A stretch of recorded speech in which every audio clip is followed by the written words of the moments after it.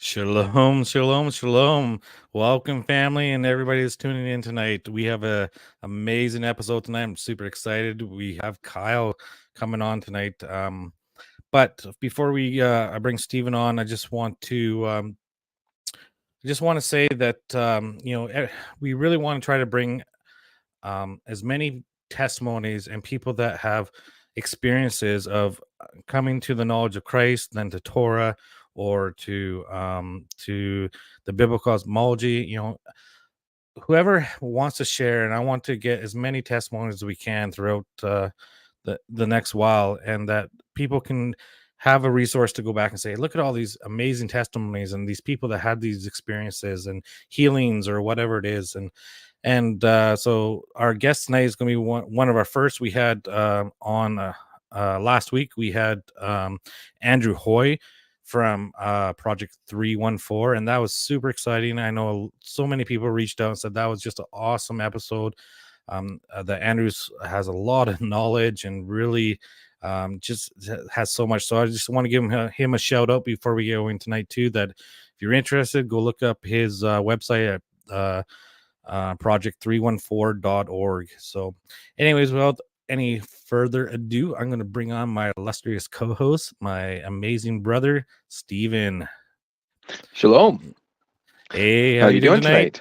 tonight? Oh, Good, excellent. I good. had a great big feast before this, so I'm trying to fight the feasty sleepies after it. Too much beefsteak there, but yeah, I'm really excited to have Kyle on here. We met through a mutual another ministry that we are always seem to be in the live chats on there. We kind of just started talking in there and hit it off, and I'm just very very blessed to call him a brother in Yeshua, brother in Christ, and I'm just really excited. We've talked a little bit before back and forth in blurbs about his testimony, and I thought, hey, like let's get him on, let's see if he'll do it. And he said yes right away. I asked him like yesterday, so drop of a hat, he came on, so much love Awesome. to him for that. And I'm just really excited to hear like a congruent start to finish, good old testimony, and just hopefully everyone can be blessed by that. Yeah, awesome. Do a few little shout outs. So we got some people in the chat. We got Susan Joan, shalom. We got Eternal Light, shalom. Marsha is in, shalom. Miss Marsha. Yeah, we'll have to get Shalom, you Miss guys on here. Marsha. Get you guys on here too as well, and do a testimony and whatever else. And that'd be great if you guys would want to come on. Anyways, we'll bring them on. Shalom, Kyle. Hello, brother You got Kyle. mute. You're on mute. Unmute you here. Oh, there we go. That was my bad. Sorry. Shalom, everyone. Good to see you guys. Awesome. So you're one of our first to come on and start doing a testimony. We named it kind of I don't know, it's kind of funny. Was a testimony tribute time. Yeah. And you know what, to me it is we want to do a tribute to our testimonies to Yah, the Father, and everything we do and say, and there's no better time but now. So it's something we want, and hopefully we'll get a lot more people wanting to come on. But anyways, you can go ahead and tell us your journey, Kyle. Yeah, absolutely. I'll try my best to keep it directed in cohesive fashion. Okay. But I was raised in a Episcopalian house. I went to church as a kid for first 10 years of my life. It felt like, I don't feel like it was any longer than that. But I religiously went every Sunday and Christmas and Easter, Ash Wednesday, Lent, and everything like that. It was consistent with Catholicism in my mind. I didn't know that there was other denominations and anything else out there that was different than what I grew up in. But by the time I was probably in elementary school, I feel like I definitely was not a believer. I didn't confess any faith. In fact, I was growing and becoming more anti-Christian, if anything. I had a real dark, and know how to put it into words. I just had this drive to want to go towards the dark side, I guess you could say. I had this infatuation with evil and wickedness and things that were taboo, and I definitely let those things creep into my life over time more and more. By the time I was in my in middle school, I started picking up bad habits like smoking, and but Mm-hmm. by the time I was in 8th grade, I was smoking weed, and that was just a very small bridge that shortly later I was, within a few months, I was doing mushrooms, and within a few years, ecstasy and acid, and eventually I got into some harder things like heroin, which really, really took a toll from my life. I destroyed pretty much every facet of it, and I eventually lost my freedom because of the consequences of the choices that I made. But that turned out to be a total blessing, because that gave me time to pick up that book that I was such a critic of, that I was so zealous against, that I absolutely despised anyone who professed it, and I challenged anyone who ever professed it, like in a spiteful kind of way, where it was, like, oh, you believe that? Okay, let me see if I can destroy your faith. Let me see if I can dismantle. Even though I had this sort of zeitgeist understanding of it, sometimes it was enough to do so, enough to be somewhat effective with it. Um, but when I started reading the scriptures myself, uh, it totally started changing my life and my heart. It spoke to me like nothing else ever had before. It was like beautiful knowledge and wisdom that was deep inside me, from that had always been there, and it was almost like it was being brought back to the light. And it really helped me heal as an individual, because without that journey, I would certainly not be here right now speaking on this. um, I probably wouldn't be amongst the free, put it that way, because I was on one road straight to death, or a life in prison, with the type of decisions that I was making at that time. But luckily I had some time to reflect on that, and I I began to read the scriptures, and it happened shortly before I went to prison. I went to jail several times, but before I went to prison, I was at a rehab where I started reading. It was a Christian rehab, um, a very long one, and I was in it for a long time. And part of the program was you didn't have to believe, but you did have to take the appropriate steps to level up in the program to be considered, you know, uh, whatever they tolerate is, succeeding in the program. So I had to do certain little Bible tests and stuff like that that would prove that I've read certain parts of the scripture. So that's where I started becoming familiar with, flipping the pages and knowing where and what is, where I could find different books in the Bible. But I didn't know what a concordance was at that time. I didn't know that there was Hebrew or Greek or anything. I was just like King James version only, and that's how everyone there was too. It was just kind of what was taught at that place. So that's kind of what I thought was the way. But then, you know, that didn't work for me. Obviously, slipped back into my ways, got pulled right back out. Now I had real time, several years to sit there and review this, and I really started breaking it down every day, to the point where, not just with myself, with other individuals who are really hungry in there for the scriptures, and it was a different story than what I was taught in church altogether. I learned that at the rehab I was at. What I thought was in the scriptures wasn't actually in the scriptures. There was a lot of there was, they dispelled a lot of debunked a lot of rumors or, just untrue claims that were in it while they were there, although they were still very surface level Bible teachers.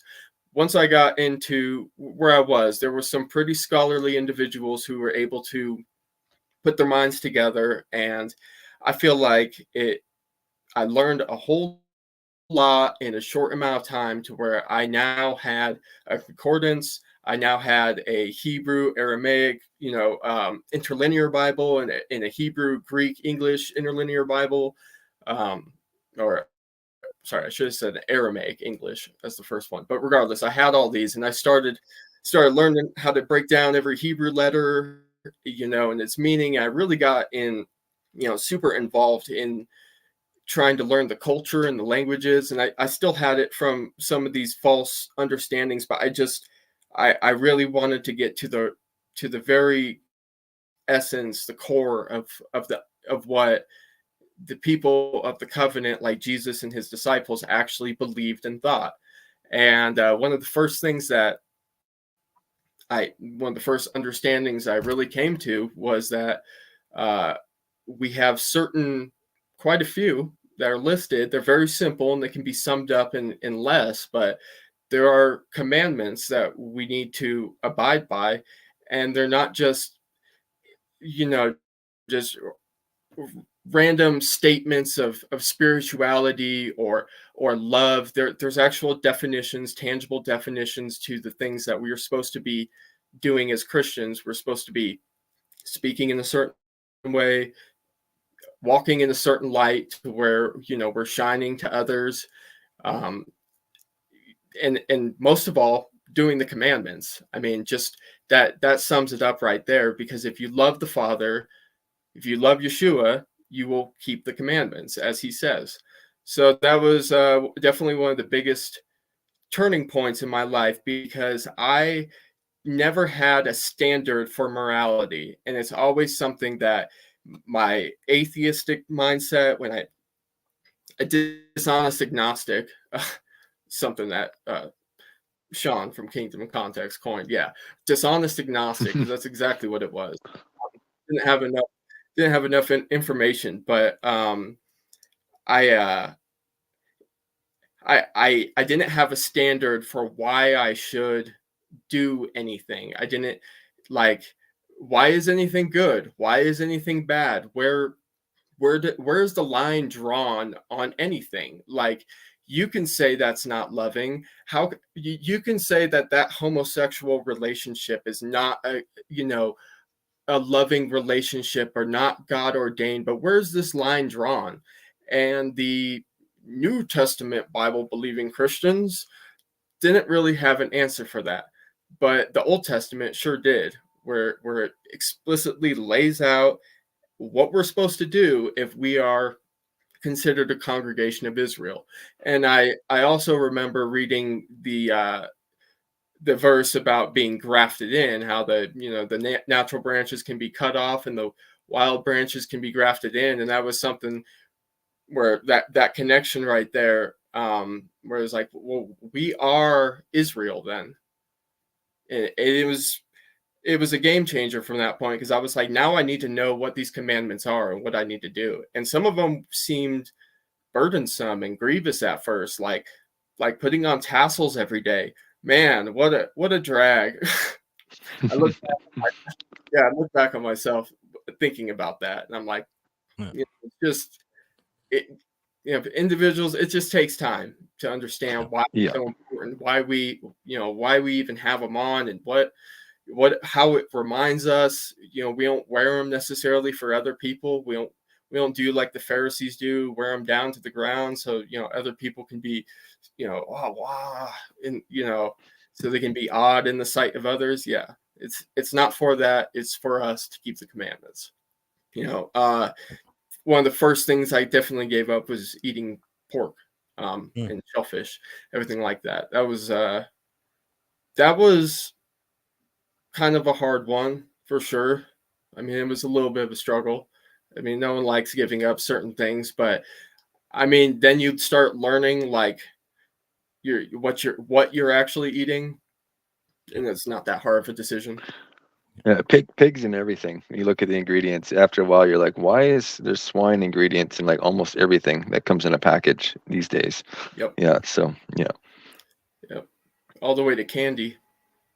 Yes. Yeah. Yep. There's lots of. Yeah. It's we definitely eat healthier following Leviticus 11. I'll tell you that. So I noticed a big change in health right away from that. But like you said, it's hard because I had to start asking people at the bakery, what kind of gelatin are you putting in the filling of the donuts? Ooh, I can't buy these anymore, and I love these things, right? So it was it's a process. It is a process, and For sure. honestly, yeah, it's not nearly as difficult. I mean, it's not difficult at all at this point to avoid any of those animals. I won't even call them food anymore. Usually I say something derogatory like sea spider, or that's what I tell my son. I'm like, they're water bugs, because that's what they are. There's the land, there's like scorpions and spiders, and then you go into the ocean, you have crabs and you have shrimp, right? And they're actually all related. They're in the same kind of animal class on some degree. So they are. Yep. Yeah, it's just like I wouldn't eat a scorpion, so why would I eat some big old shrimp? Yep.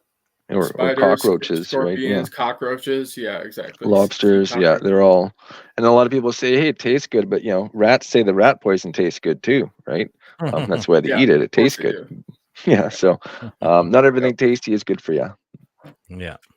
So when you started doing these things, was there any pushback at all, or did you?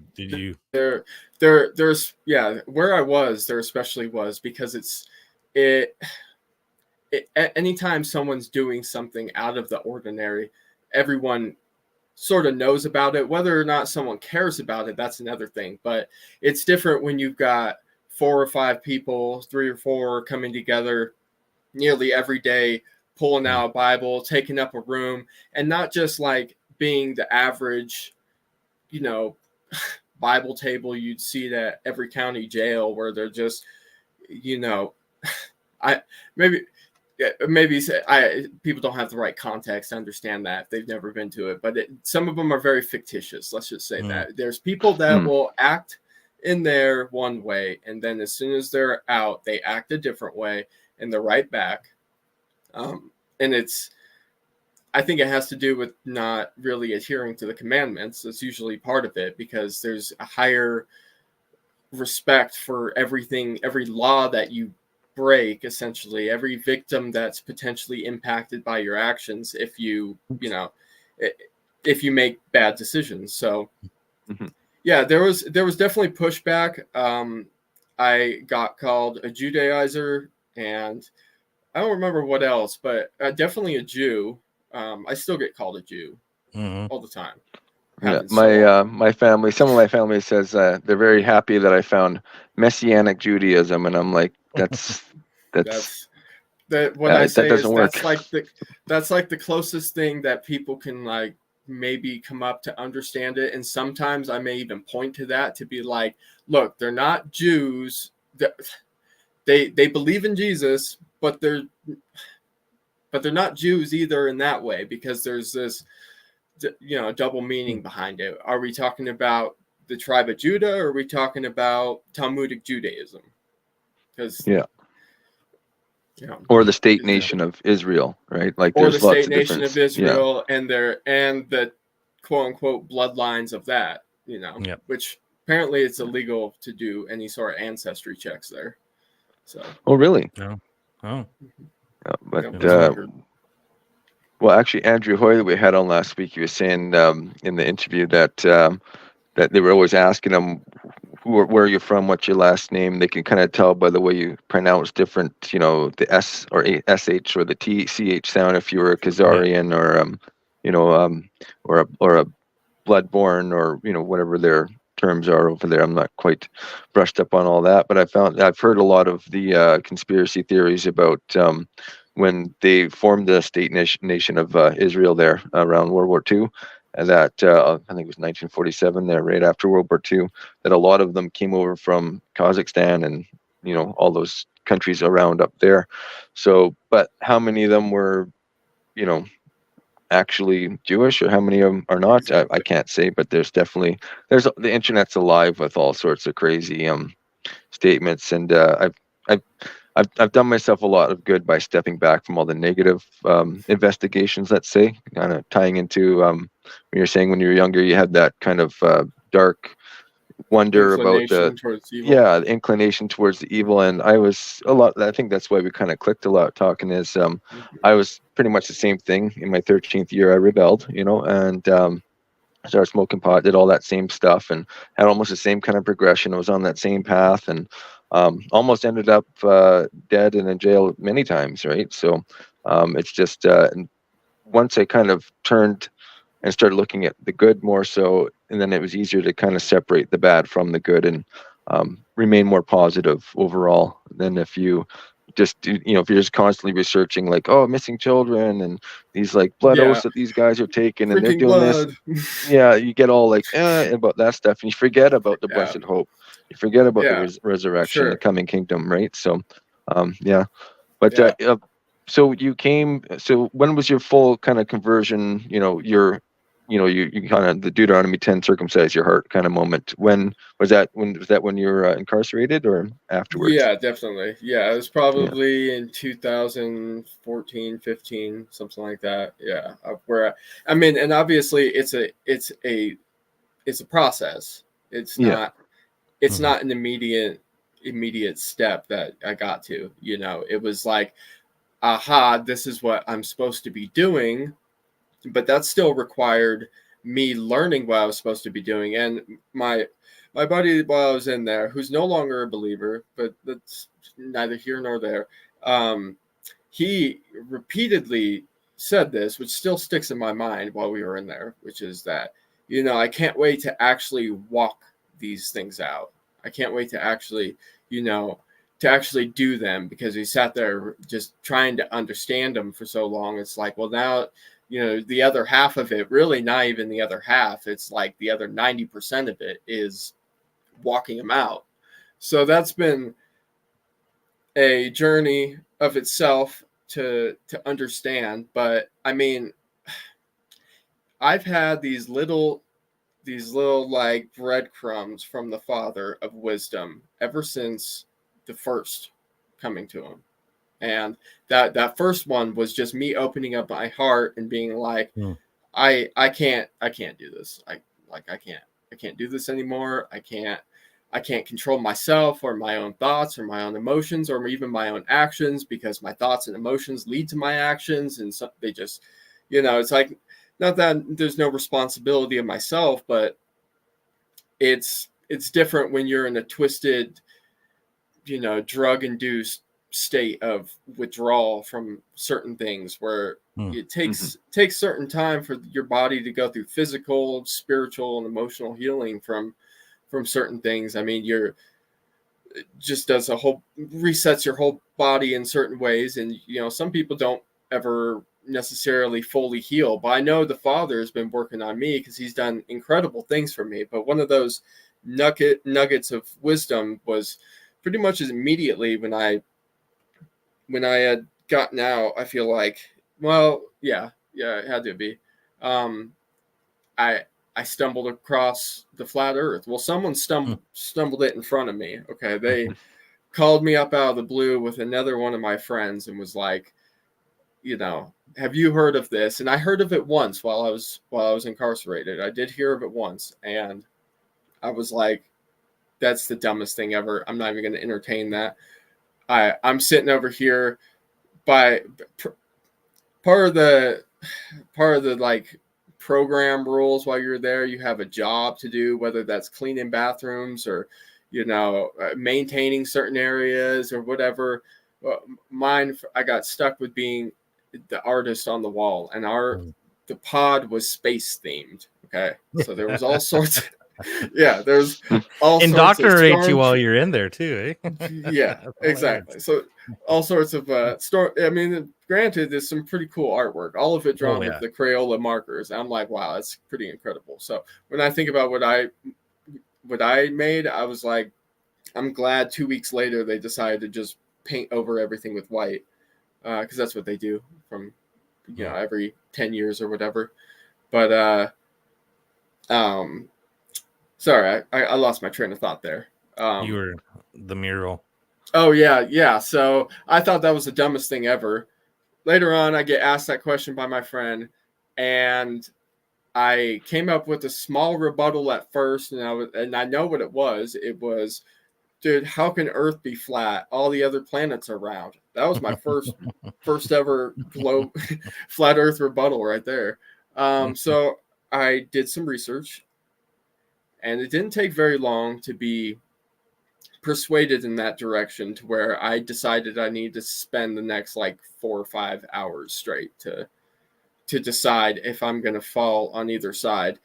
And after watching like a lot of Eric Dubé's videos and Rob Skiba, I think one Yep, of his Rob first Skiba. first videos at that time, talking about it. And there were others at that time. When you clicked on a video, YouTube would recommend you to another similar video. Yeah, doesn't do that anymore.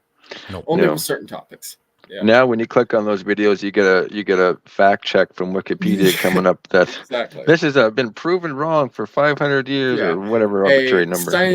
A scientifically disproven archaic understanding of the Earth as a plane disc. Yeah. We read proved that it thing on a so many chalkboard. times. It must be true. Sticks and shadows. That's right. That's right. Such brilliant technology. Right. So there was a preponderance of evidence, but I after more thought, from thinking about this over more time, after I was asked it kind of recently on Circle of the Earth, how I came to the thinking, this is the last time I thought about it. I'd say that I remember vividly the high altitude balloons without the fisheye lenses on them. The dog or dog cam ones, Yeah, exactly. Yeah, right. Yep. And I was like, wait a second. And the comparing and contrasting of videos that have this crazy curvature, and then seeing it, go the other way, the curve goes the other way, and it's then kind of getting the explanation in that same video of how a camera works, how those lenses work, how they distort an image. And it was like, man, makes so much sense. And how this could only work on a flat and level plane where the horizon's rising to your eye level. And I think his 200 proofs Earth is not a spinning ball. Oh, the zetetic astronomy. Yeah. And I after that one, I was like, I can't believe this anymore. And it really hit me because it clicked towards the end when I was like, and this is after I was already pretty much persuaded. They were like, yeah, and here's the Bible verses that relate to it. Did you know the Bible talks about the flat Earth? And that's where I was like, okay, now I have no choice but to investigate this to the fullest extent to find out whether or not this is in the scriptures and true to reality. And man, what it ended up doing for me, because turning out to be consistent with the scriptures and consistent with reality, both of them together, I couldn't sit there and bargain and bend and twist the commandments or any of the scriptures like I used to. I used to kind of interpret Genesis in this weird light where I would think, God sort of, it was 6 days because time expands and there's a time dilation there between distance. So there can be starlight that's, hitting the planet. I had this crazy understanding because I came from this very, I regarded people like Michio Kaku and Brian Greene and other astrophysicists as even as I came into the belief in the faith, I still had this like this drawing towards quantum physics and this sort of mysticism that was there. And I didn't know it at the time. I didn't even know what mysticism was at that time. I don't think I truly did. But I had this certain drawing towards it. I'm glad that got debunked for me, because I remember reading that in hand with the scriptures I had one of Michio Kaku's books, and it was about how the mind is capable of creating reality and you can be God and all this stuff. It doesn't really sync up, and I don't think I got through very much of it before I had to just put it aside, and I think it got lost or stolen, but who really cares? Hopefully it got burned. Yeah, it's all for the best. Oh yeah, exactly. Yeah. So yeah, I'd say I was always infatuated with that concept of like, oh, you could bend time and space, because I was always wondering, how do we get to those distant planets that are trillions and trillions of miles away, light years away, so far away that they have to measure it with time. Yeah, and then my favorite is once I kind of went down the same path of studying mysticism, and was really into hypnotism and really wanted to research that. And once I researched that a lot, I noticed that on pretty much any, you have like Discovery Channel and any of those popular, back when people watched TV before they had the internet was kind of prevalent with all the streaming shows. And almost every single one, they would have these crazy visuals of outer space and stuff, but they'd always do a hypnotic lead up, like script. Like, now imagine like 1,000 points. There's always 1,000 points of light coming at you, and there's always these keywords. And I was sitting there, I was like, they're trying to brainwash everyone with the TV, so but you were saying earlier on Circle of the Earth, shout out to Circle of the Earth Fellowship on YouTube, Vader Bear and Mrs. Vader. Floor is open for you guys to come. Invitation open for you guys to come on anytime. Share your testimonies. I know that Kyle's been on your guys' channel quite a bit, and so we really like the work you do. And if you guys ever want to come on as well, but back to it. So flat Earth. Now you're kind of like, okay, did that kind of intrigue you more into like what else is kind of hidden in the scriptures, or was it kind of like for a while just a lot to soak in? No, it definitely intrigued me. Before even coming to flat Earth, I actually, before even Rob Skiba or anything, I knew I had the Book of Enoch, Jasher and Jubilees. I had a Dead Sea Scroll collection because I had that sent in to me when I was there.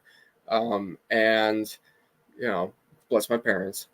That was awesome. I didn't know how to really understand it though, because I didn't have the proper lens of cosmology to really understand. So only certain parts, like talking about the angels and what they did, that made sense. But when it starts talking about, the floodgates opening up, and, the vision of Enoch going into heaven and walking on the fire and the ice and all this, I couldn't make much of it. But one thing I was super interested was in the Nephilim and fallen angels, and that just wanted to know what, because I knew there was truth there. I knew there was factual truth. I had spoken to people who grew up in Greece who were taught that those were that's history, that's not it's not taught as mythos over there, it's taught as history. It's not like they're ancient cartoons that they entertain themselves with. It's like, this is it's written everywhere. We can read Greek, and it says everywhere this is real. They like believe in their pantheon. It's all Greek to us, though. Exactly right. But coming to cosmology, that put everything in perspective as far as the true, like how true God's word was. How how seriously do we need to take the scriptures, and did he mean what he says? Is God a liar? And for a time I couldn't reconcile some things, obviously, but at this point in time, I can say honestly that the scriptures are meant to be interpreted literally, except for where it states that it should be interpreted in some type of poetry, literary, some type of metaphor or analogy. So I don't understand what's so hard about taking the words that, now that we have them in their original usage, I guess better than probably most people did through their generations. We can take the Hebrew Masoretic. I wouldn't necessarily recommend it, but the Greek Septuagint, and look up the original meaning of the words and cross-reference them in other scriptures. And we have, things that are being found in the Dead Sea Library and stuff like that. It is a great time to be coming to this. And I've always found it fascinating that there was like an awakening, pretty much seemingly at a similar time. Like a lot of people started coming to Torah, and then right after Flat Earth, like that testimony that I came to Flat Earth, or came to Torah, came to Flat Earth. I've heard it so many times that it's just remarkable. There's not a chance that that's just coincidence.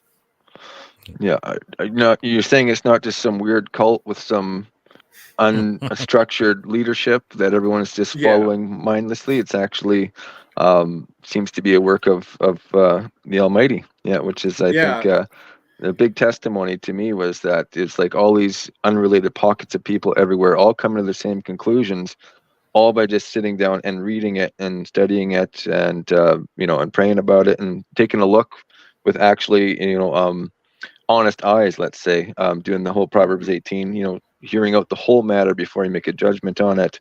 And I think around 2015 is kind of when I stumbled across Rob Skiba as well, and it was like same reaction you had, right? And then afterwards I was like, it took me a long time to, I talked to some people about it right away, and I got like just roasted, shut down. So I didn't really talk about it for a number of years, right? And then actually I was one of them. Yeah.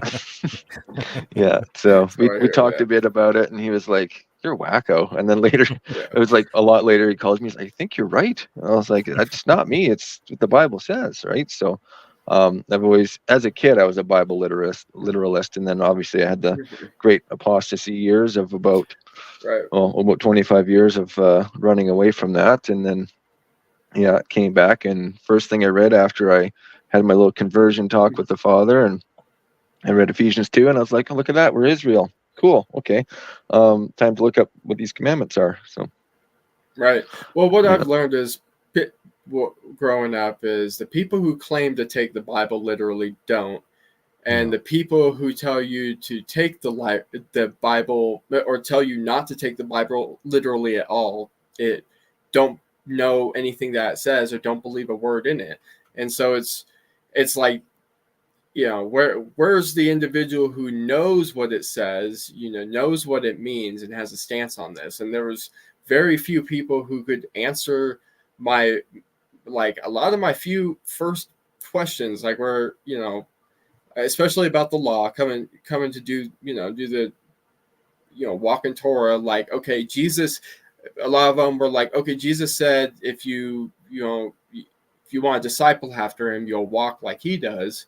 What does that look like? Does it mean, did Jesus rest on the Sabbath? Did Jesus eat pork? I wondered these things. I asked pastors these questions, and there was always this real roundabout way of responding to me, saying, referring back to being under the curse of the law, and using several scriptures to try to prove their point. But then there's always 30, 40 more that are referring to, sin is transgression of the law. And, it gives you several other examples of what not to do in the law. You see the disciples following the law. You see Jesus doing the law. I just didn't get the contradiction there where they say, oh, we don't do that because that was my first real stumbling block with it, because everyone condemned me for it. They're saying, if you do these things, if you follow these commandments and you do these things, you are condemned to hell, because you will not be able to do them perfectly. So therefore you will be condemned to being underneath the entirety of the law. James 2. Fully out of context. Right. Exactly. So, I had a lot of attack and a lot of pushback telling me that, I was basically intentionally putting myself into the lake of fire. And, it didn't make any sense to me, because I'd be like, okay, but why would the disciples and Jesus do those things? And why would he tell us to be like him and to do what he says and do what's written and whatnot, if we're not supposed to actually do it?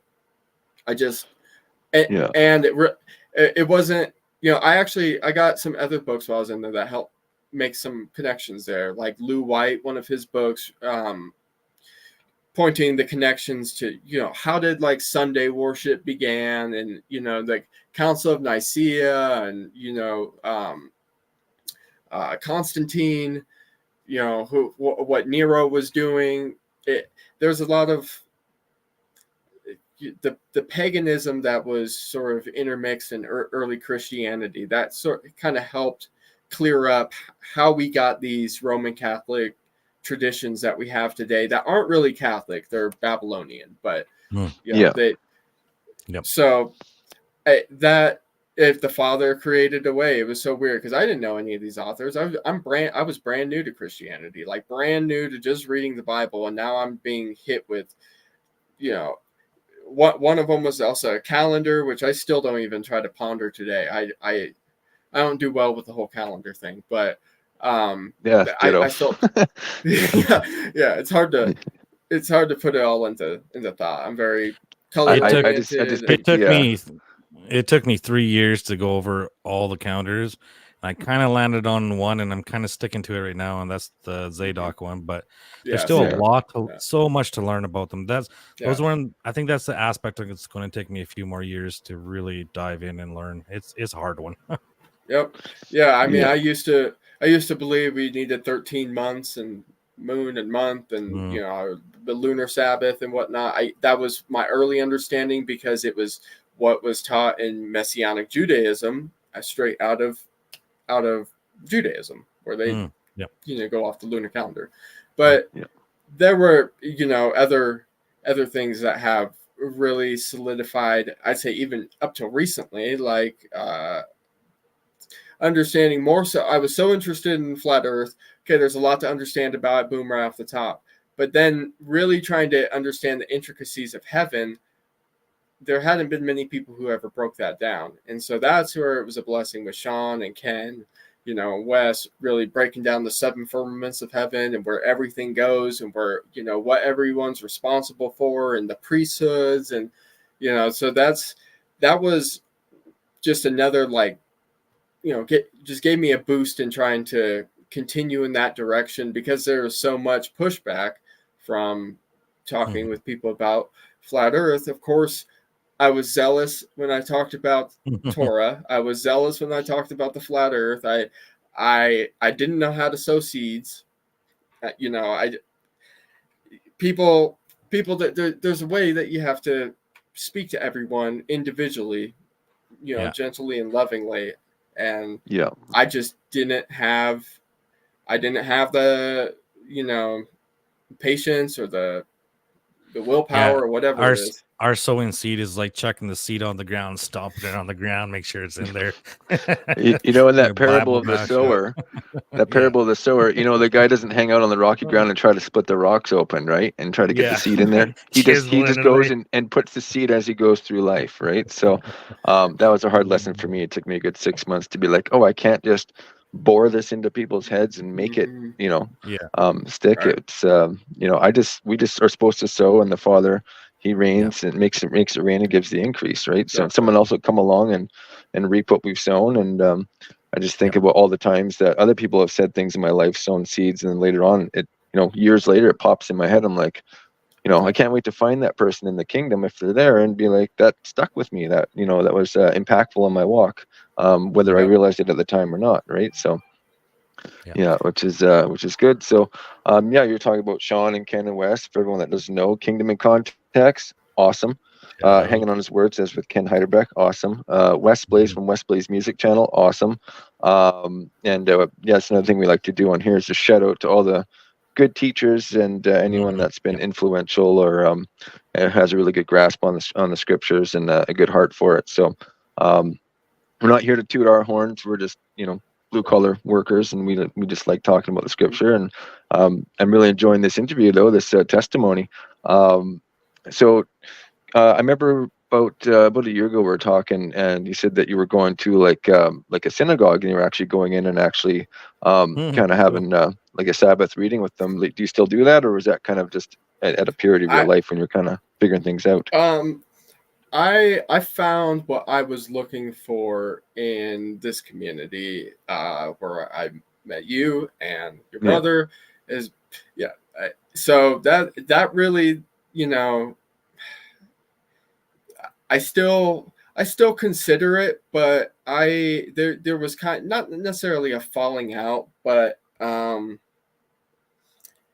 you know, when you get to a point where someone just admits they know that's not what the scripture says, but they're not going to talk about it anymore.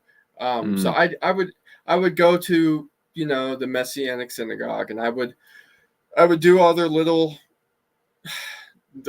traditions, I will say, and, you know, pulled straight out of Judaism. But then I would stay for 3.5, 4 hours for their Bible study afterwards. And I mean, I think about it how I look now, but I'd go in there carrying, you know, my encyclopedia of apocryphal and pseudepigraphical texts and my concordance and my Hebrew to English interlinear. And I mean, I'd be ready to go, and I'd be able to, you know, follow along. And even more so, like, you know, we were reading, you know, Genesis, and I had reading about Abraham and the Oak of Mamre, and I had the Testament of Abraham and the Apocalypse of Abraham, and Genesis and Jubilees opened up all at the same time, and people were just looking at me like, "What are you?" Yeah, it was. Yeah, I was, and once again, I didn't know.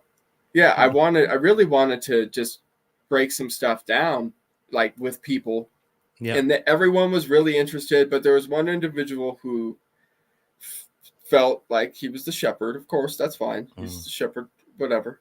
And, you know, I asked him about the, you know, in cosmology, and they wouldn't come up with an answer on it. They were just like, we don't really talk about that here.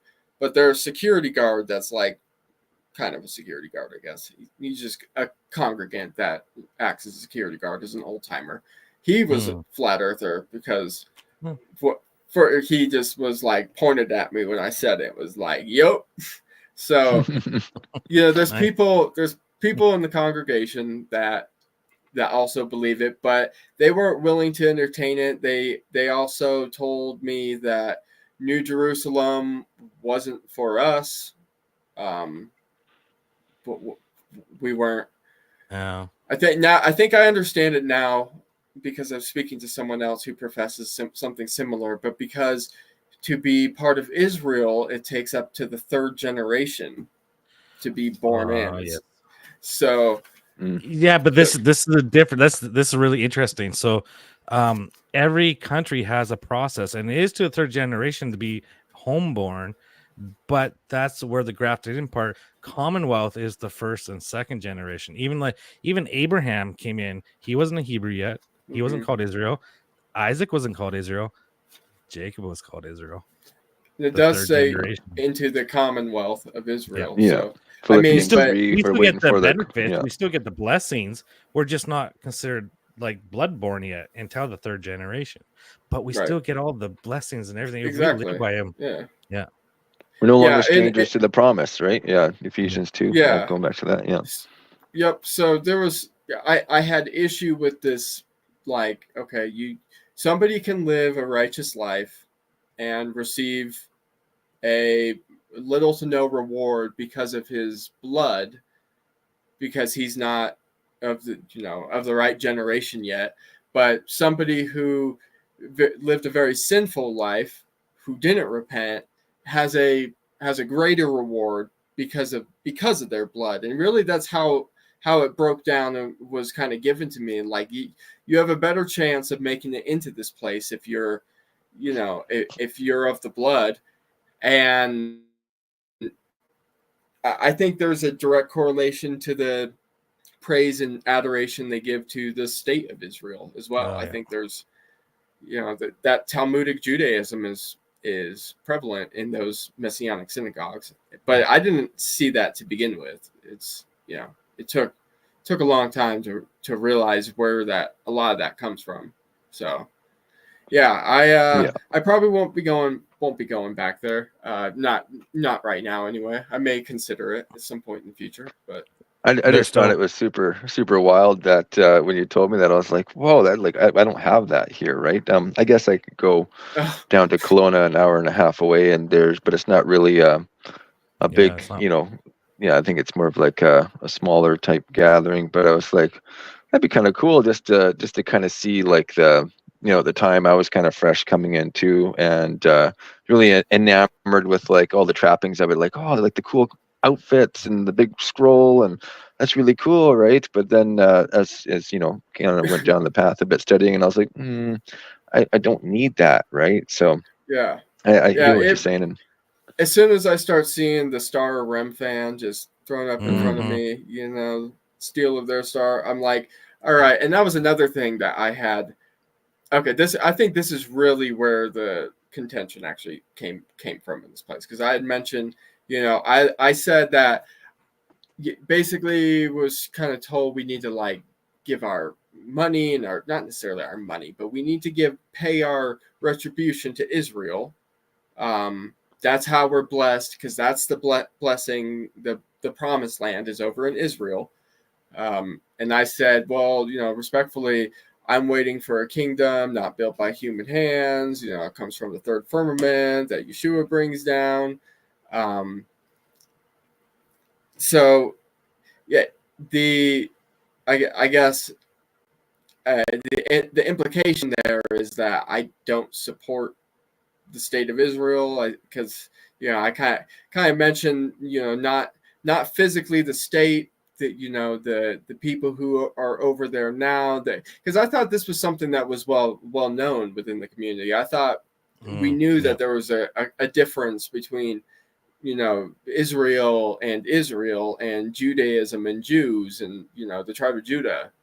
I thought that was a known understanding that people got, but apparently I didn't know that if you're different blood, you get different portion of the kingdom, or you're outside the kingdom.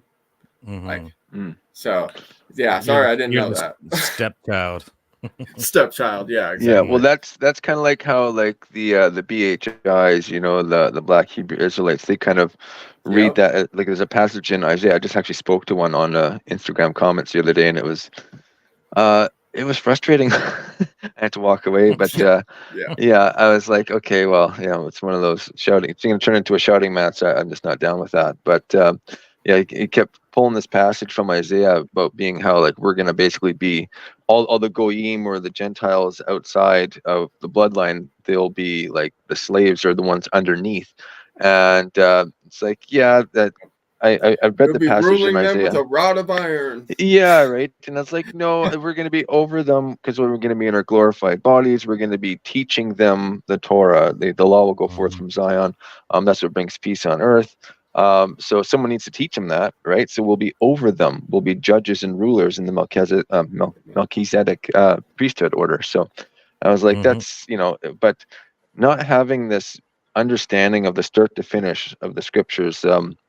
My kids have a kids action Bible. It's an animated cartoon Bible, comic book style, and it's called God's Redemptive Story. And I kind of was like, man, that's a really good title, because it all starts off with man falls, and then how are we going to get him back, right? And so a story has to have a flow, it has to make sense. And if people don't understand the entire story, you can take and just misinterpret, and then you can kind of use it to your own ends, right? We've seen that all throughout history, right? So the Crusades come to mind, and Spanish Inquisition, and all those things, the Middle Ages, Dark Ages, that if we can control the information, we can control how people react to it, and get our own agendas in here. So this person I was talking to actually was trying to gatekeep the kingdom, the New Jerusalem, the kingdom of God. He's like, that's our Messiah. He's like, not for you. You're from Esau. We're from Jacob. Therefore, Exactly. it's in a, and it went back and forth. He kept saying Romans 9 verses 3 and 4. What does it say? What does it say? Where Paul's going off about how he's an Israelite and he's blood born, and the promises for them. And I kept being like, okay, look at the next 4 or 5 verses. Right after that, he goes into an explanation. Even though that's the case, we're all now adopted in, right? an adopted child is still, I brought up like Rahab and everyone in, Hebrews 11 that wasn't a blood-born Israelite. Ruth was another major eye-opener for myself. And once I read that, I kind of really understood, it's not always about just where you came from, it's about where you're going. Like Ruth came from Moab, and if you know anything about the Moabites, it's there's nothing really much good spoken about them. Yep. And that God had, Yahweh didn't have a lot of good things to say about him. And but yet Ruth came over and she said, your people is going to be my people, your God is going to be my God. And I was kind of like, whoa, like she made the choice, and she had to put in a lot of work. She had to go and face a lot of hardships for it. And and then she became, what was it, the grandmother or great grandmother of King David, right? And then Yeshua, descended from that line. So I thought that was kind of like, okay, like, if the Messiah has like, 1 millionth even of not pure Judean blood, like, whoa, right? Like that's pretty, everyone I've kind of talked to in church and what I remember growing up, it was like, it was all, Jesus was from the tribe of Judah, and Israel was Israel, and they kept the bloodlines completely pure. And the more I think about it, more it just reminds me of the whole, Third Reich Aryan dream of World War II, right? Like the purity, blood pure, and then you have modern movements like the Black Hebrew Israelites and some sects of Judaism and stuff can get pretty hung up on blood purity and things which, I don't think anyone is blood pure anymore. And it's kind of silly when you think about it. We all came from Adam and Eve, so we're all family anyway, right? So yeah, that's what or I was Noah. gonna say. or Noah, Noah. Yeah. Yeah, I mean, so and the covenant, the promise is for all of humanity that will abide in his statutes and commandments. It's that there's certain blessings given to certain kids that carry on, in their tribes and whatnot, but the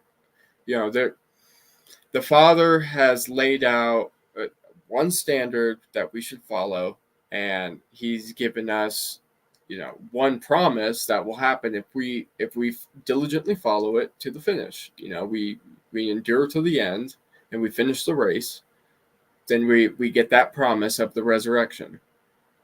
Yeah.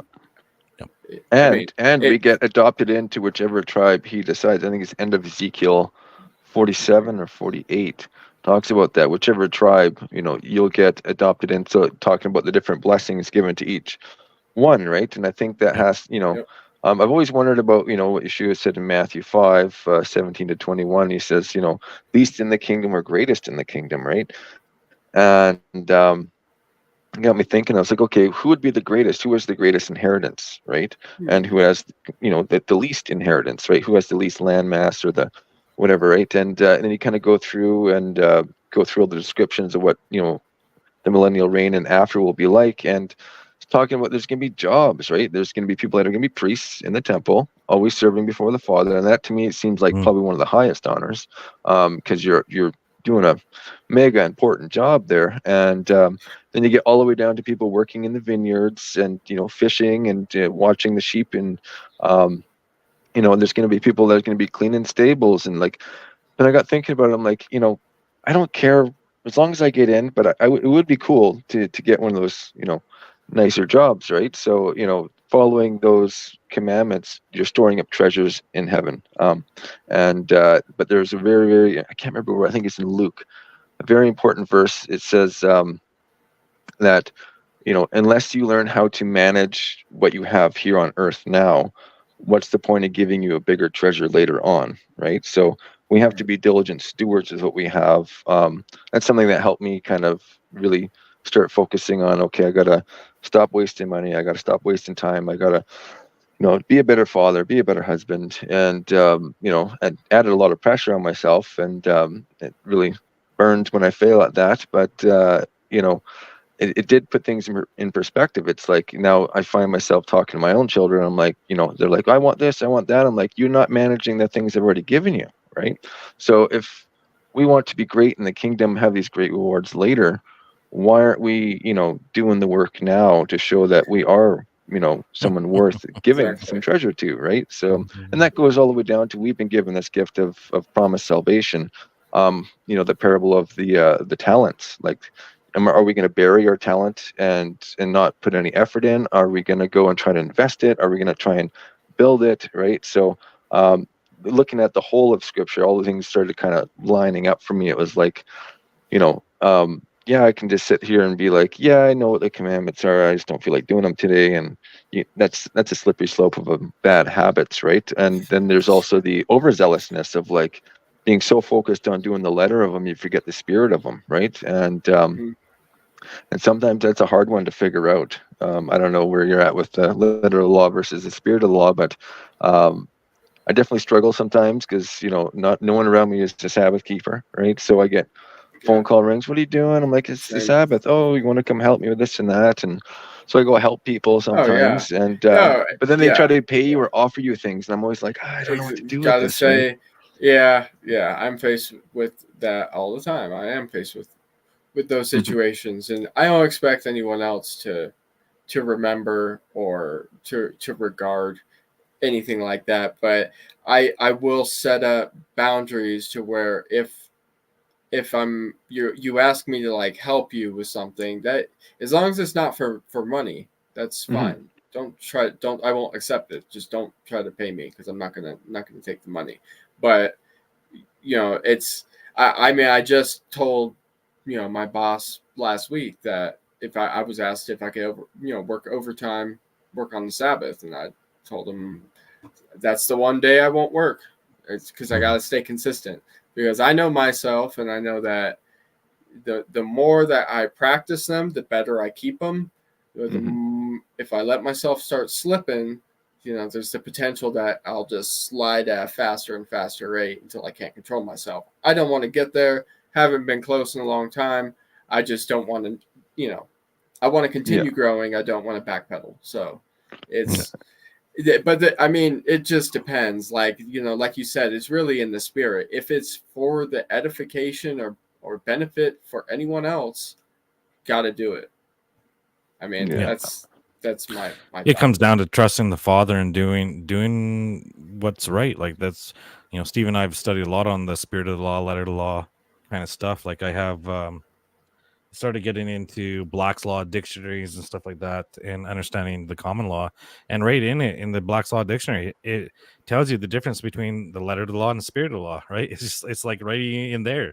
And you're like, okay, this makes a lot more sense, like Yeshua says, it's good to do good on the Sabbath, if it's to preserve life, it's to help someone else.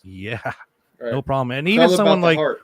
I've had quite a few people, that question me that aren't Torah keepers, they're Christians and believers and amazing people, but they come to me, well, what about nurses? What about doctors? What about firefighters? Like, yeah, it's good for them to do that. It's good to do good on the Sabbath. Like, I'm not going to condemn the nurse that saves lives every Sabbath. No, I'm not. It's and I said, like, Yeshua talks about this too. He says, do not the priest break the Sabbath, doing their duty. If if a sheep falls into I guess in this context, it should be if your wife falls into a pit, do you not call a doctor to? That's your kid cuts himself. You're like, we'll go tomorrow, son. Exactly right. I can't do anything for you. Actually, I kind of work part-time, kind of just for cash, to do a little general contracting, and been working for this guy for the last almost 2 years now. And he's a very affluent man. Like he's a big business owner. He has a very nice estate home on the side of a mountain with a huge view. And it's been one of the biggest, like this, I got this job not that long after I started trying to keep the law and really put my heart into it.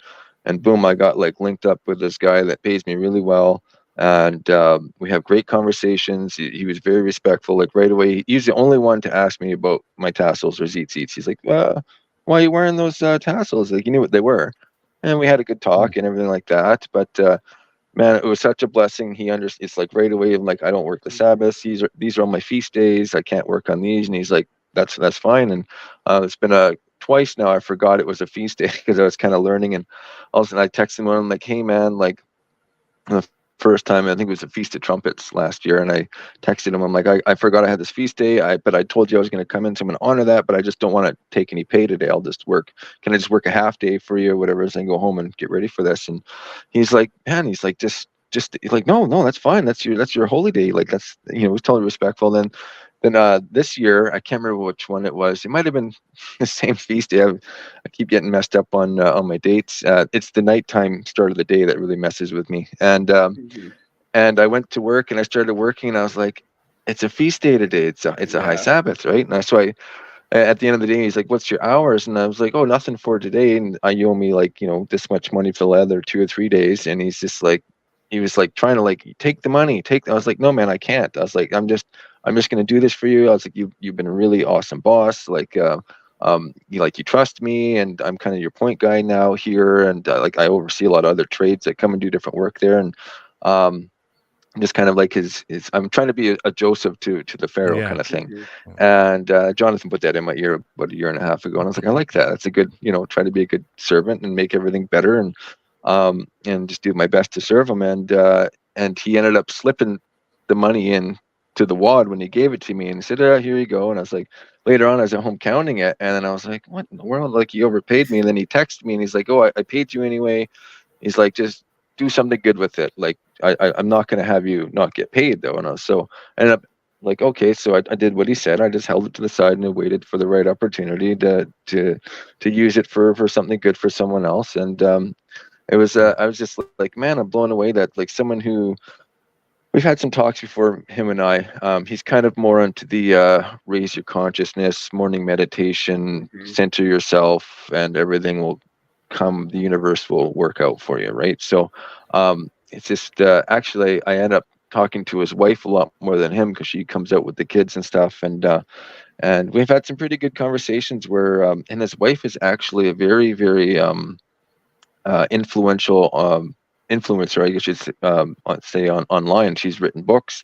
She has quite a large following. She's been on the cover of like these wellness and mental health magazines and things like that. So they're pretty, influential and affluent, people, but we're like all the same age. And we, it's kind of funny, like he's, here he's a millionaire and here I am the last 2 years living in an RV. And so it's just totally like a total juxtaposition, but he's been one of my best people I've been able to talk to about, I can talk freely. And that's the thing that kind of blew me away, is that, talking about the condemnation that you faced from so many people right when you came into this, and being like, you're going to go to hell if you try to follow the commandments, don't talk about flat earth or biblical cosmology, all those things.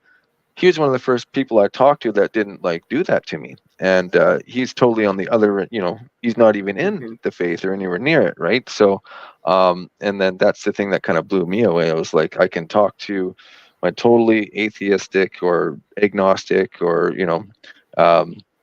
friends, and even people at like the gas station, the parts store, wherever, all this drop things, all this, say a bunch of stuff. And I've had people like, what are you talking about? And then I've had one guy tell me I gave him a good 20-minute talk about the coming kingdom of God, the whole, you heard the church version, but this is the Bible version. And this is the uncut, director's release. And versus the theatrical release. It has a bunch of stuff cut out of it. And he said, man, he's like, that's the most Lord of the Rings sounding religion I've ever heard. He's like, that's crazy. He's just blown away by it, that it's not this. I love how Sean put it in that one video. It's not eternal wispiness, right? We're not floating ghosts, Yeah. Forever. Right. It's life. Non-tangible, wispy, ethereal entities. Yeah. That's right. That's right. It's eternal life, right? And life you live. You got to do things that you're living, right? So 6-day work weeks, every Sabbath off, feast days off, working a job that you love, working for a boss that you love, eat, drink, be merry. And my biggest thing is for a long time, especially when I was younger, I tried to visualize or understand, wrap my mind around eternity. I can wrap my mind around 1,000 years, even 1,000,000 years, but forever, like if I sit there and think about it too long, it would just like make me really, really squirrely. I couldn't handle it. But now I've got a better understanding with, a lot of the, angels, writing everything down, recording everything on tablets. I got thinking about it. I'm like, okay, how many people have been alive since Adam to now? How many people are going to make it into the kingdom? We get to work every single day around these people, talk to them while we're working, have Sabbaths together, feast days. We get to sit down with Moses periodically, sit down with, Abel or, Joshua, whoever. Any of the angels. and the angels and get all their perspectives, and then we can go and sit down and read them all as well. So just think about like an eternal library, and you get to also talk to all the people from it. And it's, I got excited about it because I don't really have a lot of time to read books these days, and No, so it's like that would be so awesome. Yeah, sitting in your when little they mansion. threw in Yeah. when they threw in eating and drinking, honestly, when I understood that you could eat in your resurrected body, like Hmm. apparently they don't discuss that because we're in the new covenant now, so what happens then? But Jesus was able to eat after his Yeah, resurrection. it's a So John 21, I think it was. John right, 21 or 22, where he's eating the fish on the yeah, beach. and Yeah. then 22. we're expected to keep all the feast days, at the millennial Yeah. kingdom. So we'll be eating then too. It's a feast day. So I mean, Holy that was Convocation. Yeah. really the seller. It would just be like regular life for eternity, except for you don't have, I don't think, any worry of, your next day. You'd be so, secured in your wisdom and knowledge. That's probably why you, yeah. I don't know. I don't know the process, obviously, of what makes you eternal and not able to sin. Obviously, there's people who argue, well, is that really free will then? If you're not able to sin, if you can't sin, but I, I'd Well, have to. Jonathan and I actually talked about that one day. It was, Hmm. right now we have free will, and we have to use that free will to choose to take hold of that promise to get our free will removed. Because right now we have free will, and I can choose to follow commandments or choose not to, and I don't always win that choice, and I suffer every time I lose that choice, right? Or I lose at that equation every time I use my free will and I break a commandment, sin. Um, I suffer for it, or my family suffers. Someone suffers. Starts with myself, and then it can go outward. And the more you do that, the more you suffer. So, having that free will removed, for that specific, actions, I think is a huge blessing. But we're so trained and ingrained in our, minds from society now that, no one can tell me what to do. Everyone should be able to do what they want, and free will, Right. Well, and they would even go so far to say that there's no love unless there's free will, right? mhm. Yes, they will. Yeah, Especially exactly. when it comes down to like sometimes the Trinity aspect, like a lot of Orthodox, Eastern Orthodox and stuff like that. Eastern If there's Orthodox. not, if yeah, exactly. If Jesus wasn't always existent with the Father, then how did the Father always love if there was nobody Yes, to that's one of love? their arguments, right? Mhm. Yeah, So Love your neighbor as yourself. Leviticus 19:18. So we can love ourselves. yeah. How do I know I love myself? I try not to hurt myself. You know, yeah, exactly. I try There's to no, take care You of feed myself. I try yourself. to, Yeah, you yeah, take care of you know, yourself. Yeah. yep, try to get sleep. Anyone that's almost fallen off of something, well, you have this innate, you don't want yourself to be hurt, right? How many people right, that have been, suicidal? I know I have in the past, right? And there's always something that just it makes it very hard to do, right? And it's because we do deep down, we do love ourselves. Um, it's just that over time we can buy this lie from the enemy that we hate ourselves, right? Or we're not worth being hmm loved, right? So I just find that argument kind of silly that, God, the Father, needed someone else physically to be there in order to be loving. I think that's just a really messed up it's argument. yeah, it doesn't make any sense. And even if Yeshua did pre-exist, from like literally the first thing made, if Yeshua is the first fruit of all creation, then I mean, then that, in relatively speaking, that relationship has always existed too. And to what our standard of time is, since we can't picture eternity before God, and however that pictured or however that looked, I mean, then you know why can't they just accept that that same love that they're expecting was there? It was just there on the first day. Why did it have to be there at the very beginning in that way? I don't understand why the Father wouldn't love himself and why it has to be demonstrated when there's no one to demonstrate it to yet. There's no angels, there's no humans, there's no life, there's no one to glorify him yet, but he needs someone there to love, to prove that he loves. It's kind of narcissistic, honestly. Yeah. It's like, you know, I need someone to love me in order to be loving, right? Or in order to feel loving, right? And that's, you know, it's a sad argument from what I've seen. And, you know, and the whole condemn you for not using the right descriptors, right? I'm trying to get in the habit with the Trinitarians, or the really hardcore ones. I call them Trinitarians because they follow along the Pharisees and how they accuse, right? Accuse. They don't listen. They just accuse, right? So not everyone. I'm not speaking out to every Trinitarian. I don't want anyone to get the wrong idea, but I have spoken to many hardcore ones to the point where I've had them straight up within 2 comments back and forth, and sometimes just initial comment. They tell me, you know, I really wish that we could bring back burning at the stake. Like, you know, I want to murder you and burn you in front of everybody, basically. And I call them out for. I'm like, well, I've had someone say that to my face at my dinner table. I had a lady. She was she's an Anglican pastor, and she was a friend of my wife's, and she came up here for a visit, and we had her over dinner.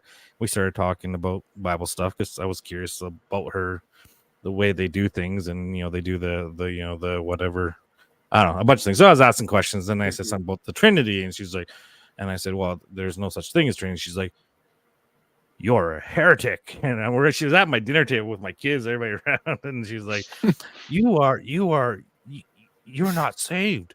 That you're lying. You can't do that. And then she just started like instantly saying, you're a man. You always think about man. And she just went off. I mean, my wife's like, oh, okay, it's, you know, we can calm down. And she did calm down a little bit. And we had another, you know, half an hour, 45-minute conversation, other topics. But as soon as that came up, it was like instant, like it's just mad, just angry. And it's like, are you saved? So are you saved? Like, really? Are you?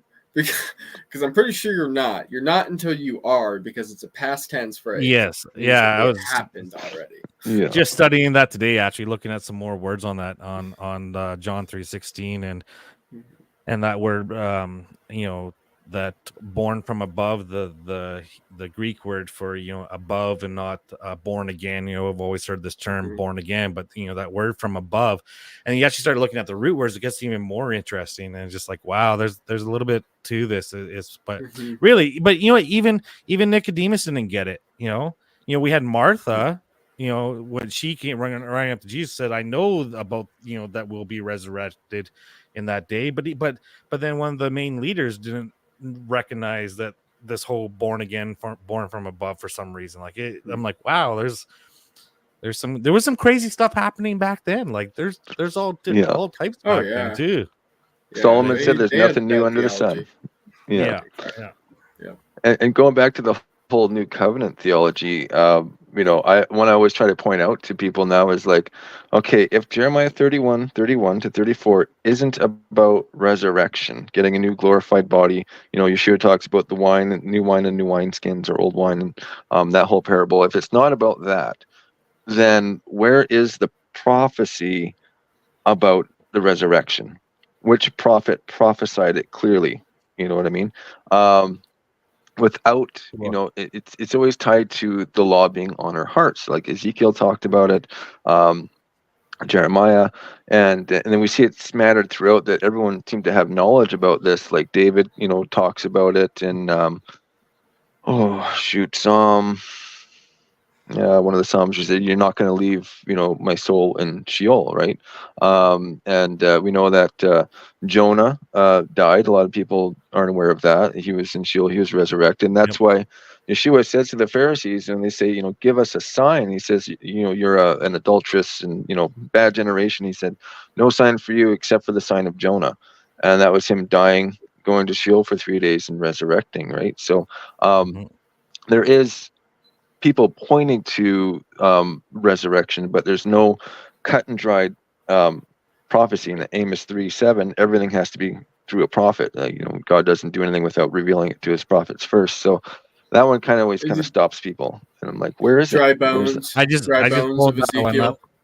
Yeah, that's right. It's my kid's favorite passage in the comic Bible, where he has to Amos, prophesy to the whole valley of the dead bones. Amos Yeah. 3:7. That's Surely right, the Amos Lord will 3:7. go out. Yeah. Do nothing without revealing it to the secret unto the servants of the prophets. Yes. That's Yes. right. And yeah, so man, we kind of went through a lot of different topics there, but Yeah. it's Sure. nice. It's nice to be able to, because I don't have anyone around me really to talk to unless I'm typing. So it's kind of exciting for me to get to talk to people that I've talked to lots, through typing and things like that, and on a screen, but actually Yep. have this fellowship online. And I know we have some familiar faces in the chat as well, which is really awesome to see. And yeah, in case anyone doesn't know, typically on Kingdom in Context, my handle is Static Kingdom. So I'm one of those blue wrenches that's always making jokes and trying not to be argumentative. So that's something that I learned by shout out to Tracy Jones. That she's one of my main little mentors on there. I've seen her always just being such a soldier and chugging along and always being consistent and taking a lot of heat from a lot of different people. And I started being like, hey, like, she's just shouting the words of the Father, and to everybody, like, why is everyone hating, like, so there's even one time there, Kyle, I seen you on there, and she kind of gently was like, hey, maybe we shouldn't talk like this. And like that was when I first kind of really got impressed by you, was that you were like, yeah, my bad. You're like, I'm young, I'm kind of fired up, but I do need to take a step back and check myself. And I was like, whoa. I was like, maybe I need to as well. So, so it's funny how little things like that, like, our actions plant seeds as well, with others. Right. And definitely, and we might have truth and we might be speaking truth, but how are we speaking that truth? Yeah. Are we doing it in a loving, in the fruits of the Spirit, or are we doing it, it might be truth, but it's, we used to have the same when we were a kid. It might be an inch, but it's a angry inch. But like, no, it's like, if we want to gain that inch, we need to do it in a loving manner. And if we want to grow 2, 3, 4, like and that's something. It's hard, and we have to check ourselves. And I wouldn't say all the time, like every single situation. Also, there's some situations you're gonna have to be a little more firmer on some aspects, but. But that's the exception, just like the spirit of the law. To me, that's like only when it's necessary. When you get away with that. I think it's obviously most effective too when you kill them with kindness and heap those burning coals on their head. I think that's I think you get plant more seeds that way anyways. And it at the very worst, you may just be called you're sitting on a high horse or something, because once you win an argument with kindness, then it's, you're just prideful. You're the kid that rocks around, sticks and stones may hurt my bones, but words will never hurt me. And well, there's lots of there was a time in my life I had a lot more time and I was really fired up, so I went into a lot of chat groups and a lot of Facebook pages, and I just drop these truth bombs or knee-jerk reaction memes, right, about the Trinity or the law or whatever, and it really helped me to hone that not be angry type thing, and just try to gentle my approach. And then one thing I started realizing is that by killing him with kindness, or having that fruit of the Spirit, and just really just not letting it affect me, and just being really, really gentle, trying to take the whole Yeshua approach there, most people wouldn't respond, but someone would come by later and like it and like the response, and sometimes drop a comment. And so it seemed like about every 10 people would get angry, then one person would come along and be like, whoa, this guy's being really gentle, these guys are being really angry, what's this gentle guy saying, right? And there's actually, I'm bad with remembering exactly where I've heard or read things in the scripture, but in the Proverbs, Solomon said that it's something along the lines of a wise man whispering something of wisdom was like way more effective than shouting or storming through something angrily. Bad paraphraser, but yeah, it kind of when I read that, it kind of clicked for me. It was like, ask questions instead of make statements. I just start asking more questions to get people to draw out their theology, and then I would just ask So them things that you make set them them come to the up. Yeah. conclusion. Yeah, set them up. They would Set them up so realize you it. can knock them down. Yeah. Hmm. Yeah. Yeah, It's a so different, I mean, it requires a tactic, a certain level of tactics to pull it off, because I mean, I've kind of got a strategy down to where I've been able to, do it somewhat with my coworkers and be able to discuss this to them in a way that's not being like forced or overheard by others, or being, commented on by anyone else, where they can actually really consider this. And it didn't just start off with me saying anything about it, any of these topics. I would just make little references or statements over a period of time to where finally things would like line up enough to where I get asked a question, or someone may mention something that I believe, because once someone knows you're a flat earther, it's hard for them not to just be like telling everyone yeah, else, that this guy's a flat earther, so yeah. yeah. Disregard what he Yeah, says. He's crazy. Yeah, he's crazy. yeah, Yeah, exactly. yeah. So, yeah, anytime you want to throw that out there to, demean someone or take away from what they're saying, just shout that out there. So I usually do not say anything about it. I usually don't, and I wait for the opportunity to come, that way that it's with a mind that's intrigued on learning it, not with me trying to be, preachy and zealous on other people. I just wait for them to come, because I it was interesting last time I was discussing it with one individual, and then two or three other people were sitting kind of in the back, see their heads popping out, they're listening in, and then sure enough, they're sitting in the conversation, asking me questions, we're talking about it on break. It goes several weeks of discussing it. Many days of those work weeks, we'd be sitting there discussing it, and yeah, it was pretty effective, I'd say. Definitely not It's like my old style. yeah. It's a lot like, I remember being in like a youth group, and back in my early, even in my teens, I was still going to church, but I was kind of like, rebellious. But I still, I always knew that, God was real. I always knew all these things, but I just chose to stuff it down and just force it not to be real in my reality, if I can put it that way. But I always found it so disingenuous. A lot of the tactics of, not all churches, but a lot of churches would have this tactic of go out there and kind of butter people up, smooze up them, and then just hit them with that Roman road to salvation.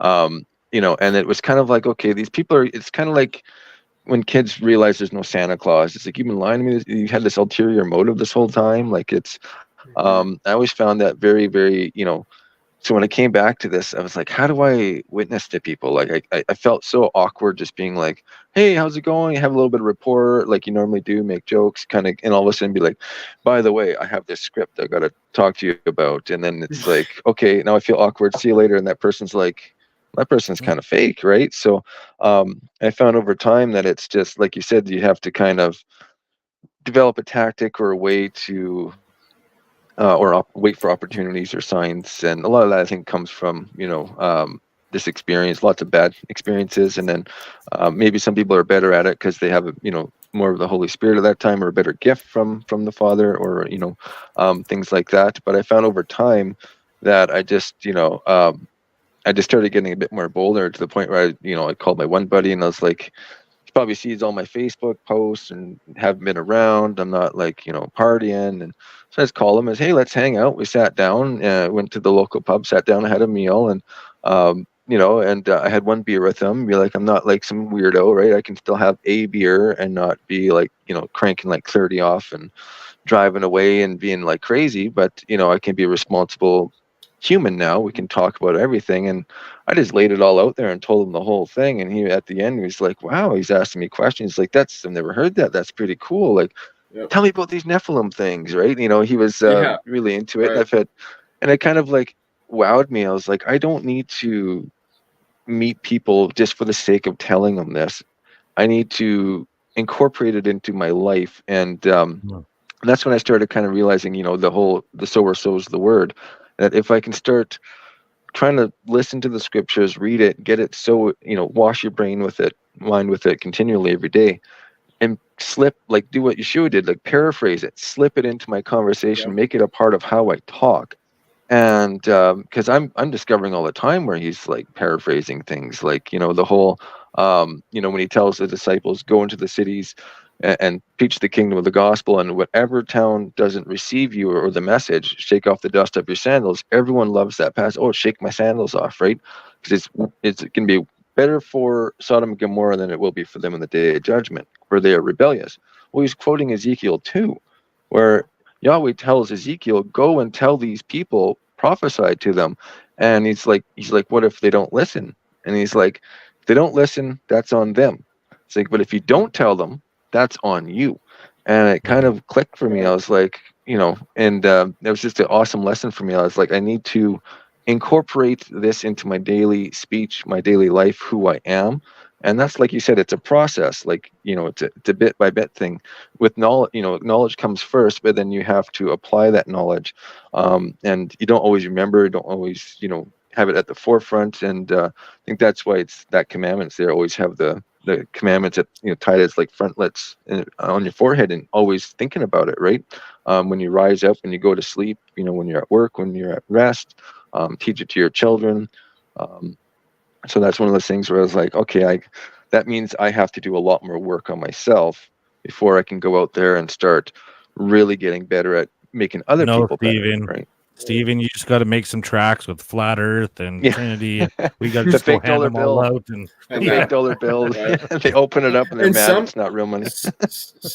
Some people actually they do respond to those little, They do.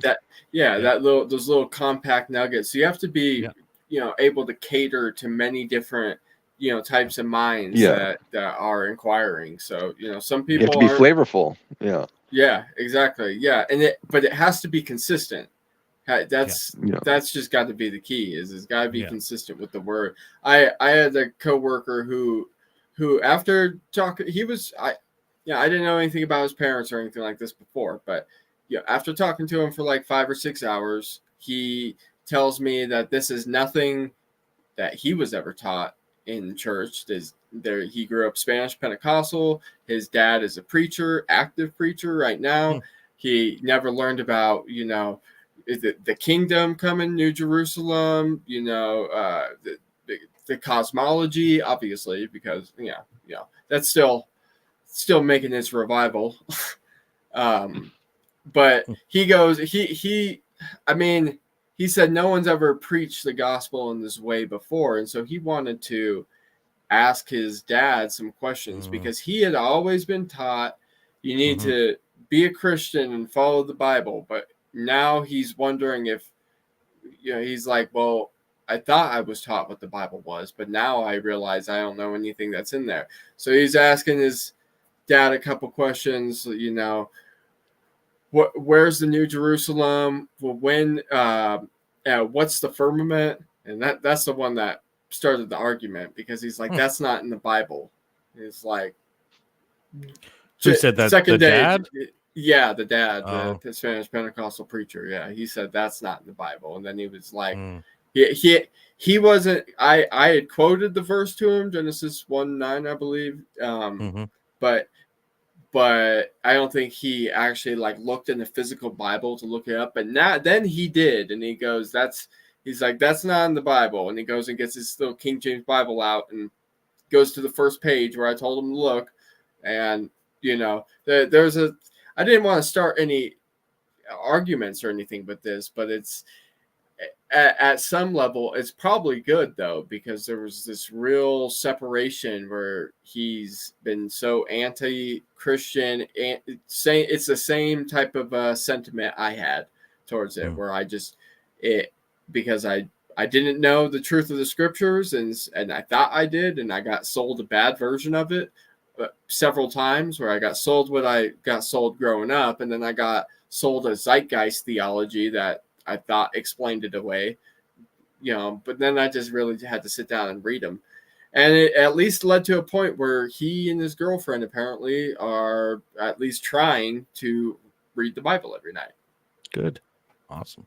No. Always an And excellent and thing to do. that's the thing. You're just planting those seeds, and you will never know what happens. And you might not ever see that person again, but one day, and when we all get together, you'd be like, "Hey, you were a big influence on me." And you're like, "Great, that's awesome." Yep. It's or there's Exactly. some that you're gonna for I have a few people that it's like every second day, twice a week, or once every week. Like they always want me to call them because they like me talking to them, Mm-hmm. but they never make that like big steps, and there's just these tiny little steps. And you're like, why can't you see it yet? Like, I've been talking to you for 2 years now, and you've gone like half an inch, and you're like, but they still love it, and they still want to be it. And Right. Yeah. there's been a few times I'm like, I felt like shaking the dust off my feet and being like, okay, I'm done. Like, but then you see a little improvement, and you're like, okay, if I see a little improvement, okay, I'll keep going.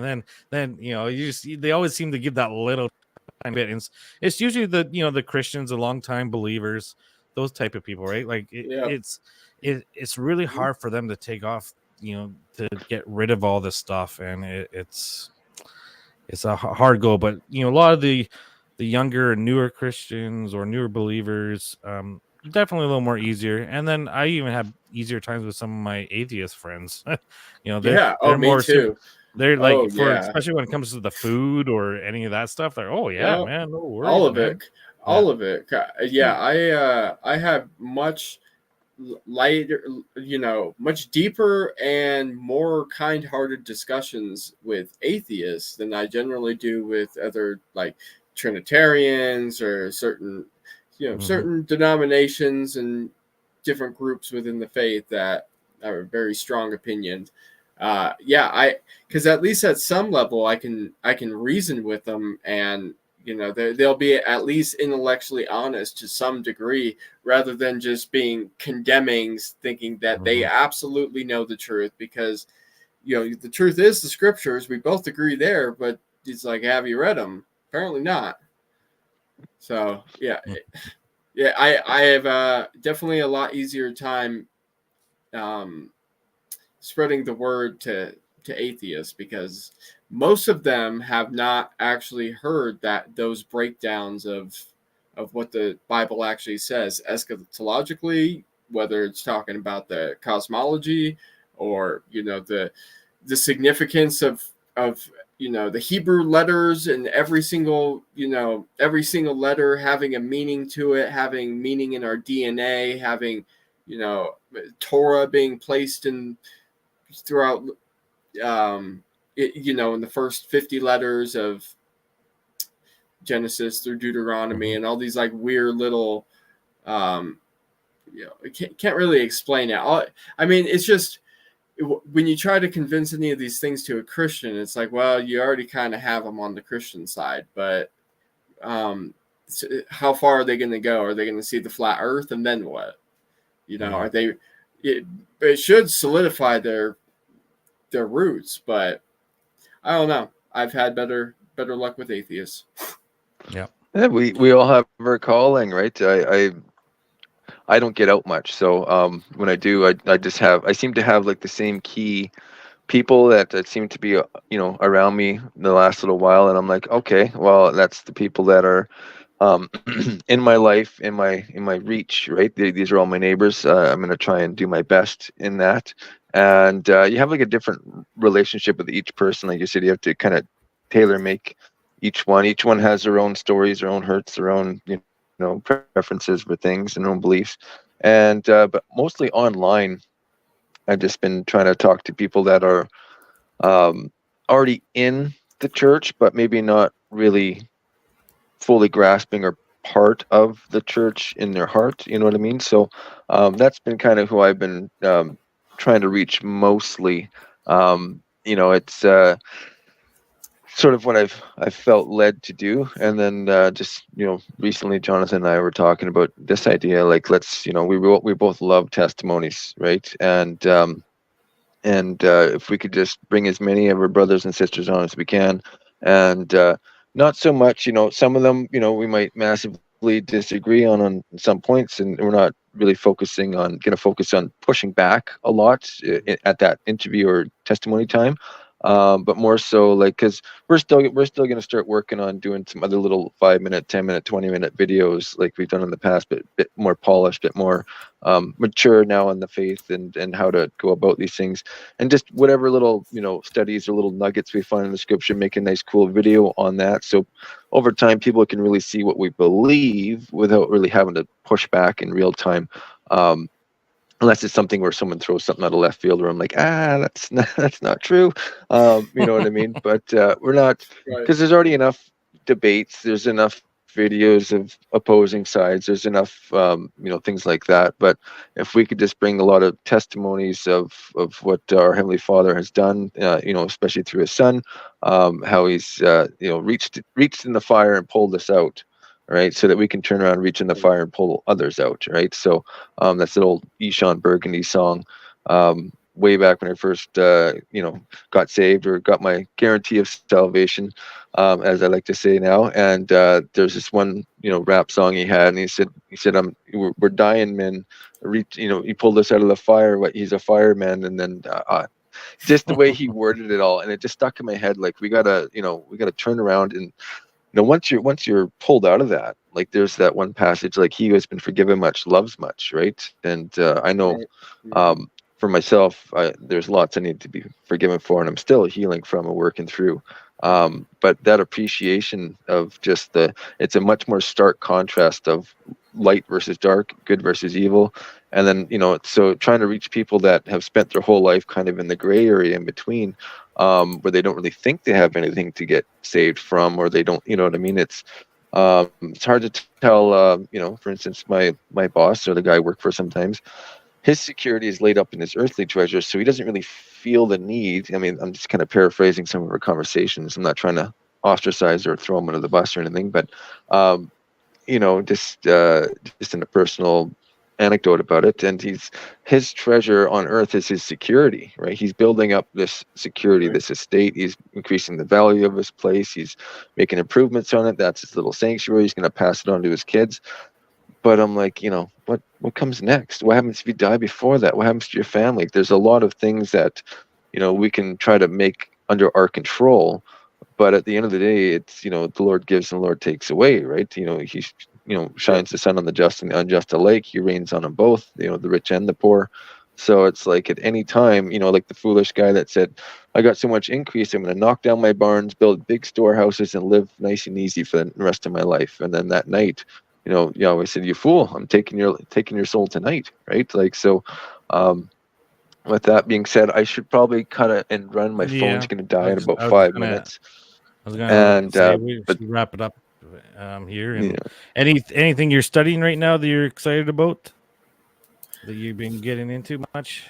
Yeah, well, recently just the Testament of the 12 Patriarchs. That's one I'm trying to read through for the second time, but I really want to go back and do a thorough study of Jubilees. I'm waiting for Sean's contextual study guide to come out on it.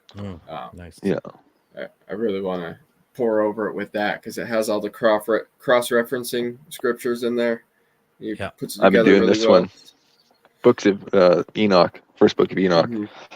I'm going through that one again, and man, I got more questions now. Yeah. Every single time we read it, there's new stuff popping out. Yeah. Definitely. Well, anyways, man, that was good. Yeah, awesome. Thank you for coming on, and we'd love to have you on. Absolutely. We'll have to do some roundtables too, maybe. Hey, sure. Absolutely. Some more fellowship, getting more people on, and I think that's. I don't know. For us, I live way up in the north, so we don't have like crazy amounts of fellowship with a lot of people. But this is one of our get out there in havens and trying to reach people and hopefully we can be effective doing this and but I really appreciate you coming on, learn more about you, and I'm excited to have some more amazing conversations to get into learning about Yah. So, and I just like hearing the real stories of people that are things that I'm like, I identify with that, or that's never knew about that kind of, and just I just love hearing about like the turnaround success. Now like you're a millionaire, but you will be one day. Yeah, when Yeah. upstairs comes down here, Yeah, you know what I exactly. mean. And Yeah. yeah, that's Yeah. super blessing you came on, brother. That was awesome, and I just really hope that we can all learn and grow together and keep this going, and just really encourage each other. That's the other thing is just I see a lot of tearing down. I want to see more building up, right? And I know Yep. Yeshua came to bring division, not unity. But what he did divide should be united together, right? He came to divide light from Amen. dark. So for on the light side, we should be, getting stronger, get more tighter knit, and growing from that, right? Then we can challenge each other and learn from each other, and console each other, and hear each other out. And I'm really excited to see what we have in store, what the Father has in store for that. So yeah. Amen. Me too. Yeah. Yeah, I appreciate you guys having me on. It was an absolute blessing. This is why we do it, so we could share it with other people and hopefully bring someone, to the Father. Absolutely. Through his Amen. glorious Son, who he gave to everyone, not just certain people groups. The Son, Jesus Christ. In case anyone's confused, we're talking about Jesus Christ, Isis, Yeshua of Nazareth. He's our Lord and Savior and High Priest. And if anyone wants, if anyone's heard this and is confused or has any questions, or we piqued your interest, Yes. Yeah. comment, email yawspropheticpoetry@gmail.com. If you don't want it to be public, we can have private interactions. We'll take all the time we can out of our life to talk to anybody who wants to actually legitimately talk about these things. Even if you disagree, that's fine. We just ask that we can keep the hate out of it, and just go forward and We just want to converse. share. We just want to share the gospel of the kingdom. That's where we're at, man. Let's get this out there so we can all take part in that good news. So, amen. Soon coming. anyways, okay, hope. we'll say end the here. If you want to stay on for a few minutes after, you can. There, Kyle, and we'll end it. Shalom. Good night. Shalom, everyone. Tune in for our next one, hopefully soon. So anybody who's out there who wants to come on and give their testimony, we're so open for you guys to come on. So anyways, shalom. Have a good night. Bye. Shalom.